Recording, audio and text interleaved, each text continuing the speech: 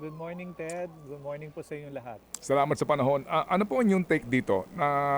Kasi ngayon, aligaga, ano ang gobyerno nga, paano ho tayo makakasiguro ng ating supply, particularly po ng diesel. Mismo na po gobyerno nga, ano, ang nagsabi na may paparating nga na 500,000 barrels of diesel at ito ho ay bahagi nga ng tulong ng gobyerno para masiguro po yung supply. Sa usapin po na mismong gobyerno na po ang siyang importer ng petrolyo. What do you think? Well, Ted, in terms of logistics, no, kasi alam naman natin ang Downstream Deregulation Oil Act ay nasa pribadong sektor na. So yung pagbili natin ng supply, kailangan padaanin natin dun sa mga oil players, no, kasi wala naman tayong kakayahan. But at the end of the day, we're happy na at least ang pamalaan, tinitingnan na yung alternative supply. And siguro simula lang yan, no, para at least masigurado natin na sa kinabukasan meron pa tayong supply na darating. Opo, pero doon sa punto ng PNOC, kung nyo nababasa ang balita, ang mismo na pong maging importer at mag-imbak ng petrolyo for future use. If you read the news, no? If you read the statement of other people. Go ahead, sir. Opo, well, yan ho yung minamandato ngayon ng pamahalaan na PNOC ang bibili. Yung 500,000, Ted, that's good for maybe 2 days only, no? Kasi nga wala tayong storage enough to store perhaps mga 60 days. No? So okay lang, pakaunti-kaunti ang pagbili, but on a midterm basis, kailangan talaga maghanap tayo ng storage, no? Para maimbak mas malawak at mas madaming supply, hindi lang 2 days. Oo. Yung concern na kung gobyerno na mismo ang mag-aangkat at yung kakayahan ng gobyerno to do this, well, above board, no? That's one. And then yung kanyang facilities, saan mo nga naman to i-imbak? Yung ganun mga issue po, sir. Opo. Well, kailangan nga ako makipag-usap sa oil companies kasi sila ho yung may storage, no? Hindi ho PNOC, no? My understanding, based on the announcements of the DOE, panandalian lang itong pagbili, no? At siguro tinitingnan lang nila kung kaya nga ng PNOC temporarily, no? But on a long-term basis po, hindi natin kaya mag-imbak ng madaming supply, no? Wala tayong kakayahan. So we need to make sure na, ang sabi ko nga ako dun sa isang interview, kailangan ho talaga government to government ang usapin ng supply. Kailangan kumuha tayo ng allocation sa ibang bansa. Okay, pero hopefully po, no, itong gusot na ito ay ma-resolve na and eventually, dahan-dahan, bagamat may katagalan, bumalik sa normal, no, ang supply ng krudo, siguro years yan, bibilangin. Pero yung ganun papel ng gobyerno, is it logical, is it wise for the government na ikaw na mismo nag-i-imbak ng petrolyo? Actually, Ted, on a long-term basis, hindi po.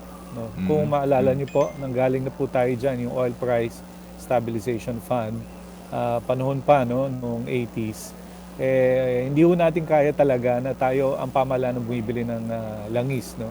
Kaya nga ho, nilagay na yan sa mandato ng private sector. No? So, maybe on a short-term basis, kasi nga nakikita natin na may pangamba na baka yung supply natin mawala, no, after the month of April. So, okay lang. Sumubok lang muna ang PNOC. Tingnan ho natin kung kakayanin niya yung short-term na reserve. Okay. Ano ang take mo sa, well, ngayon si Senator Tito Soto, si SP Soto, nagpanukala na repeal, no, ng oil deregulation law. May nagsasabi naman it's about time to review this, no, pati si Secretary Garin. Ano ang take mo dito sa oil deregulation law? Actually, Ted, matagal na ho siguro, panahon ko pa, no, ilang beses na nagsampa ng kaso sa korte to question the wisdom of the Oil Seam Downstream Deregulation Act, no.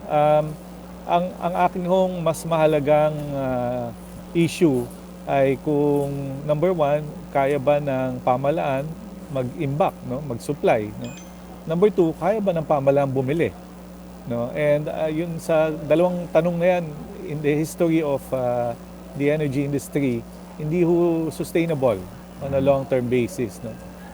Kailangan ho talaga na let the private sector do it, but of course there will be times when the government can step in.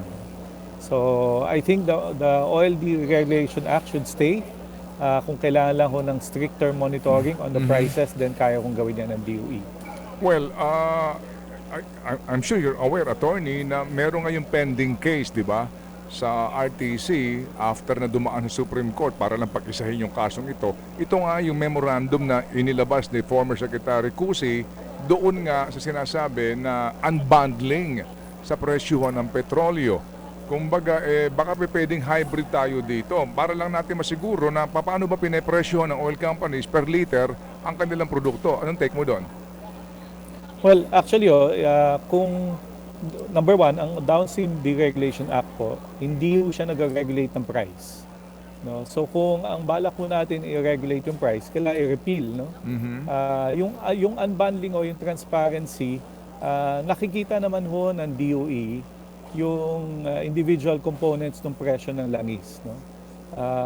So hindi ko medyo naintindihan yung when we talk about unbundling, ano pa yung kailangang ilabas, no, ng mga oil companies. Nagsasubmit sila ng reports sa DOE. At kung meron namang sobra, remember ho, ang ating oil pricing ay naka-benchmark. No, nakikita ho natin yan sa Dubai, pati yung Mino Platts Singapore. So may batayan naman ho. Malalaman natin kung talagang labis-labis ang kanilang presyuhan.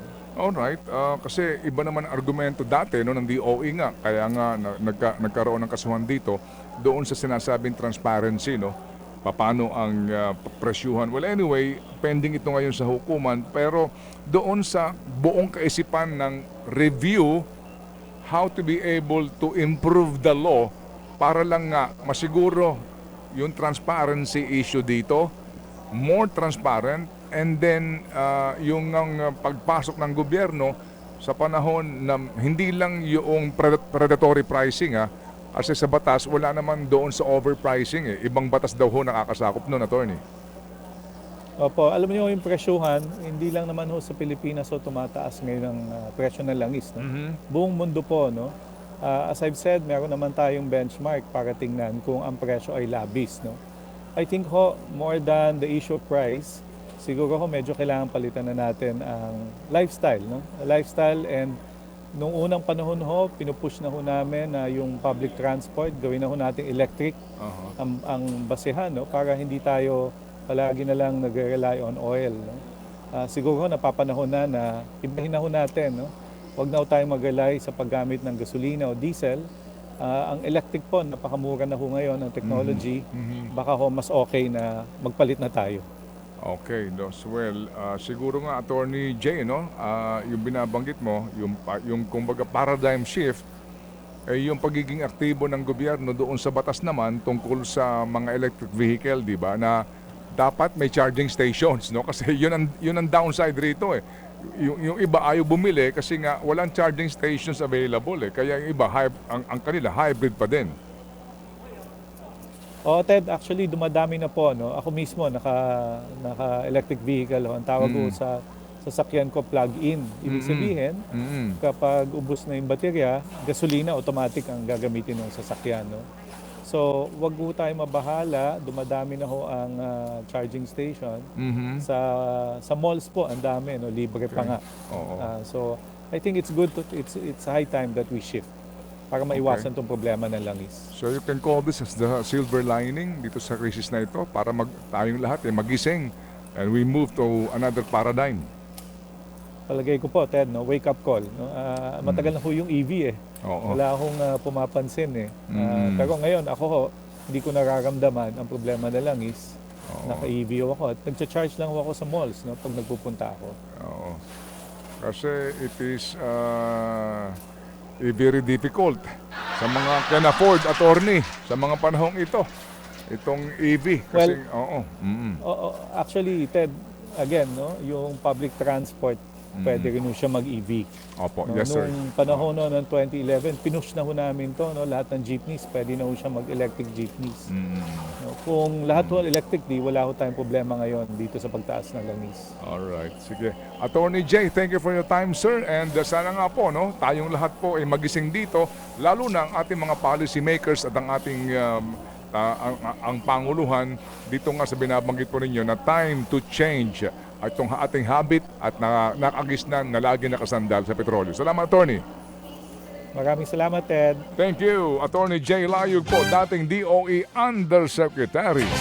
Mga kapatid, para sa iba pang mga balita at impormasyon, sundan niyo po kami sa X, Instagram, Facebook at syempre sa TikTok, True Network PH. Mag-subscribe din po kayo ha sa aming YouTube channel, True Network. May website din po tayo, truenetwork.ph, at pwede nyo rin po kaming mapanood sa Channel 19 ang aming True FM TV. Lagi pa rin makinig sa radyo dito po sa 105.9 True FM dahil dito, laging true sa'yo, kapatid.